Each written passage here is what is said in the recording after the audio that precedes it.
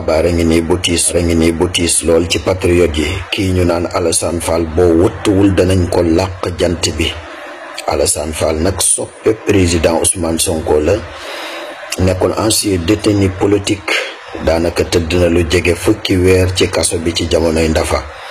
waaye daal dafa mel ni ci ab vidéo da doon xaw a wax kàddu yu jéggi dayoo jëmale ko ci ab magistrat, gannaaw ba ci la jotu plainte tey jii la wuy ji woon ca altine ca dikk.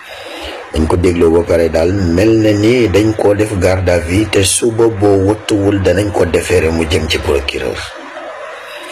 mu nekk lu metti lool, xaw a kii lool, donte nga xam ne moom Alassane nag defaat na ab vidéo di jéggalu, waaye daa mel ni fekk na bay wëy mbuus.